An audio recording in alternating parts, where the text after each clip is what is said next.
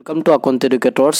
মৰমৰ ছাত্ৰ ছাত্ৰীসকল, আজি আমি আলোচনা কৰিম ক্লাছ 9ৰ এনুৱেল এক্সামিনেশ্যন 2022-23 বৰ্ষৰ মৰিগাঁও ডিষ্ট্ৰিক্টৰ জিঅ'গ্ৰাফিৰ প্ৰশ্ন কাকতখন ইয়াত থকা MCQ খিনি এই ভিডিঅ'টোত সমাধান কৰা হ'ব। ভিডিঅ'টো সম্পূৰ্ণকৈ চাবা। যদি তেওঁলোকে চেনেলটো সাবস্ক্ৰাইব কৰা নাই তেন্তে চেনেলটো সাবস্ক্ৰাইব কৰি লোৱা আৰু কাষত থকা বেল আইকনটো প্ৰেছ কৰি লোৱা। তো 1 নম্বৰত আছে শুদ্ধ উত্তৰ বাছি উলিয়াব লাগে, মাৰ্ক আছে 8।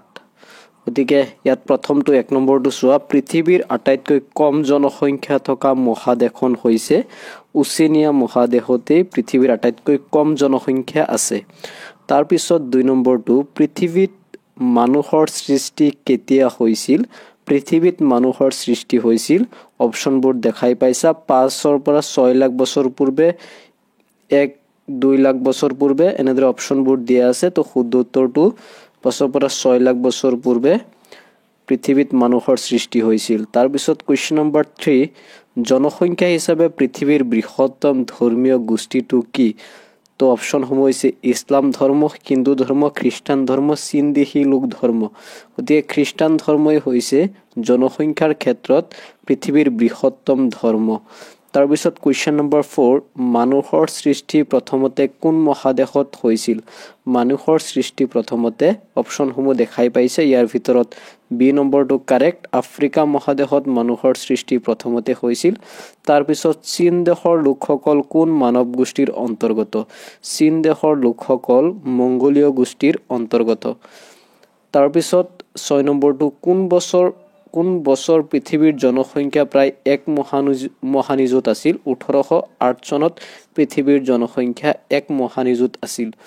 তাৰ পিছত পৃথিৱীৰ জনসংখ্যা বৃদ্ধিৰ মূল কাৰণটো, প্ৰধান কাৰণ হৈছে, ইয়াত তোমালোকে বহুতে লিখিব পাৰা জন্মৰ হাৰ বৃদ্ধি। এইটো জন্মৰ হাৰ বৃদ্ধিটো হ'ব, কিন্তু যদি চি নম্বৰ অপচনটো নাথাকে, জন্মৰ হাৰৰ তুলনাত মৃত্যুৰ হাৰ হ্ৰাস, যদি মৃত্যু কম হয় জন্ম বেছি হয় তেন্তে পৃথিৱীৰ জনসংখ্যা বৃদ্ধি বেছিকৈ পাব।